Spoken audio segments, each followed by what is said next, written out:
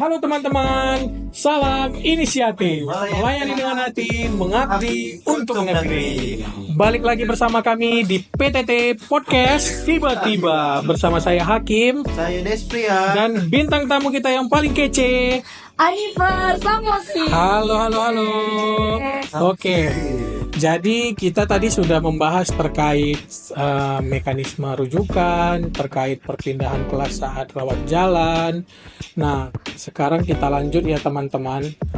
Gini nih Kak Anifer, saya langsung aja nanya nih.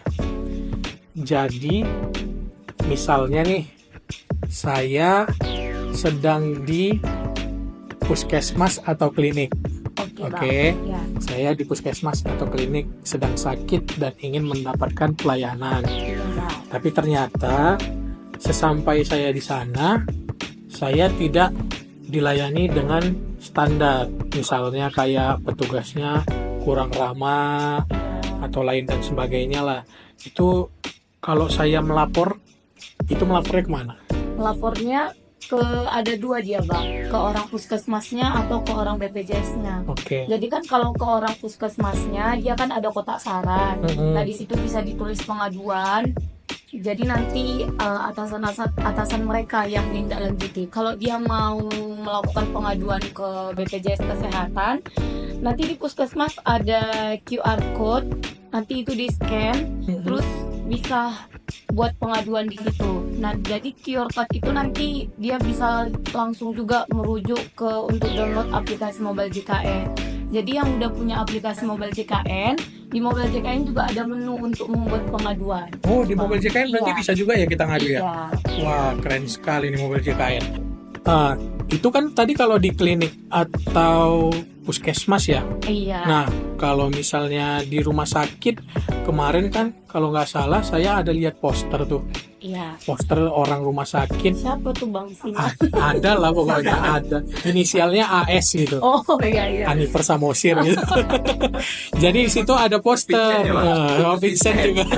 Ada poster PIC rumah sakit dengan petugas BPJS-nya. Nah, itu bisa juga nggak kita hubungi kalau misalnya dari rumah sakit? Bisa, sangat bisa bang. Jadi memang kan kalau menghubunginya juga kan ada jam kerja si petugas. Oke, jam layanan. Ya, iya. Oh, Jadi 24 jam ya kak? Enggak, kalau mau 24 jam dari 165. Atau Mobile JKN ya? Iya, JKN 24 jam ya? 24 jam juga. Oke. Tapi kan kalau yang memang langsung respon, dia memang yang dari EP3RS-nya tadi, BPJS 1-nya. BPJS Tapi 1. ada jam kerjanya dari jam 7 sampai jam 5 sore. Jam berapa tadi? Jam 5 sore. Jam 5 7 sore. pagi sampai jam 7 5 pagi. sore. Nah, itu teman-teman. Jadi kalau misalnya kita mau melakukan pengaduan terkait pelayanan yang kurang baik misalnya dilakukan berarti kalau misalnya di rumah sakit bisa dari situ.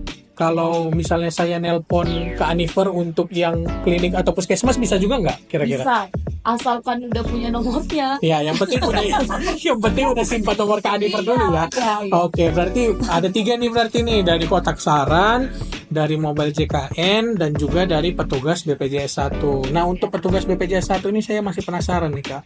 Selain untuk penanganan pengaduan, fungsinya BPJS 1 apa aja sih gitu? Sebenarnya sih hanya fungsi utamanya itu adalah untuk pengaduan ya. Pengaduan. Cuman kan ada dia yang pengaduannya itu butuh cepat, contohnya perubahan data, Ya. bayinya itu lagi sekarat, emergensi, Oke. itu butuh dirujuk, padahal dia ingin butuh perubahan data. Nah, jadi itu bisa dibantu si BPJS 1. Tapi kalau contohnya untuk pendaftaran kan dari pihak keluarga kan bisa langsung ke kantor BPJS, bisa Betul. langsung online. Nah, itu Pandawa. kami arahkan ke Pandawa ataupun ke kantor langsung. Tapi yang emergensi memang dia sebelumnya ada di rumah sakit, boleh kami bantu untuk perubahan data yang memang dia mendesak gitu. Oke. Bang. Fungsinya untuk percepatan berarti ya? Iya, benar. Betul, siap. Keren sekali nih BPJS 1. Sekali. Hidup dulu. Iya, jadi kalau misalnya teman-teman ada, ya balik lagi, kalau ada ketemu sama orang yang berompi dan punya PIN, ada tulisan BPJS 1, kalau ada yang mau ditanyakan, misalnya tanya-tanya terkait layanan juga boleh kan? Bukan hanya pengaduan kan? Iya, boleh. Semuanya terkait rumah sakit, terkait BPJS Kesehatan, di luar pelayanan rumah sakit bisa, Bang. Siap. Ya, Oh. tapi kalau ditanya lagi jomblo atau itu rompinya harus dibuka dulu tuh kan. Iya.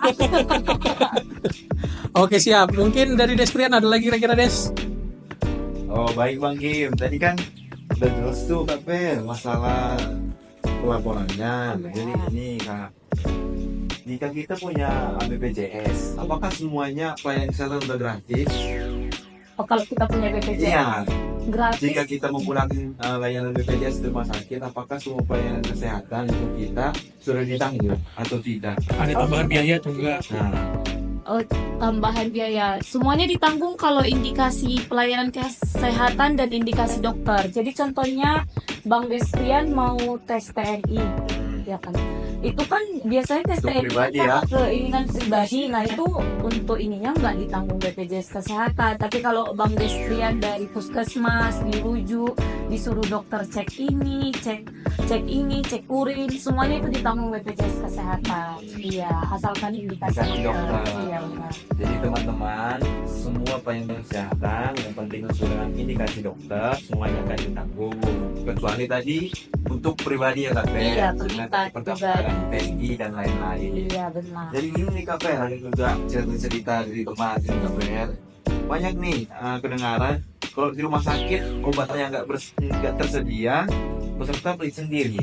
Gimana tuh Kak Per sebenarnya Kak Per? Nah ini nih memang banyak sekali pengaduan terkait obat. Jadi kan memang semua kan kadang kita nggak bisa melihat permasalahan itu semuanya kan, makanya dibuatlah BPJS 1 ke rumah sakit biar bisa langsung ke akar masalahnya gitu kan. Kadang kan banyak juga rumah sakit yang nakal juga kan, maksudnya nggak kita sebutkan rumah sakitnya, pasti dari sekian rumah sakit yang ada di Indonesia nggak mungkin semuanya jujur gitu kan Bang. Kadang pun banyak rumah sakit juga yang nggak tahu tata cara manajemennya dan bagaimana kerjasamanya sama BPJS Kesehatan.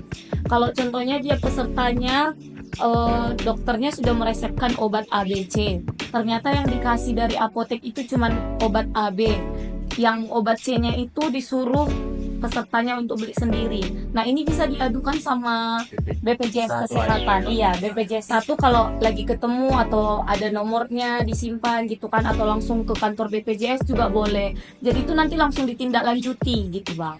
Kadang kan memang ada dia obat-obatan yang nggak ditanggung. Nah itulah yang perlu kita konfirmasi ke rumah sakit gitu, karena kan ada dia yang obat generik, ada dia yang obat paten gitu. Banyak obat paten kan tidak ditanggung BPJS. Maksudnya obat paten atau obat generik bukan jadi membedakan dia bagus atau tidak gitu, itu obat sama-sama bagus semua gitu.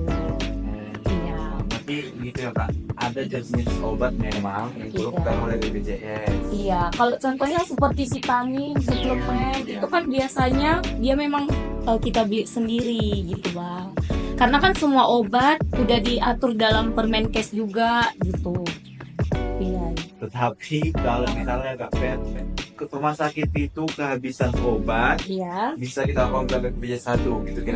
Bisa. Kalau contoh, jadi nanti kan kita konfirmasi, ternyata itu memang wajib disediakan oleh rumah sakit, ternyata rumah sakit ketahuan tidak memberikan ke pasien. Nah ini nanti bisa kita tindak lanjuti, diberi SP atau ditegur atau di bagaimana gitu. Pokoknya itu harus dikasihkan sama pasien. Kalau contohnya memang stoknya habis, ya diusahakan dulu dibeli dari luar atau dari mana gitu Bang. Iya. Itu teman-teman semua. Jadi obat-obatan itu, jika teman-teman merasa obat itu diberikan setiap teman-teman mengambil obat dan jika tidak diberikan, bisa melapor ke BPJS 1 ya Kak? Iya, jadi intinya kalau pokoknya dia nggak dapat obat disuruh beli, nggak apa-apa, konfirmasi aja ke BPJS 1. Jadi nanti kan bisa kita tindak lanjuti, ini memang ditanggung atau tidak gitu. Jadi nggak usah takut, ditanya dulu aja. Gitu teman-teman, nggak usah Iya. takut ada BPJS 1. Iya, benar. Gitu kira-kira kan Bang Kim? Betul. Ya Bang Kim. Iya, gokil nih memang BPJS 1 Gokil. sangat siap membantu. Memang sesuai ya sama namanya ya Des ya. BPJS 1. Siap membantu. Kalau dua apa Bang? Kalau dua berarti ya, kalau dua nanti buat podcast ya Des. Oh, iya. Oke. Oke, kita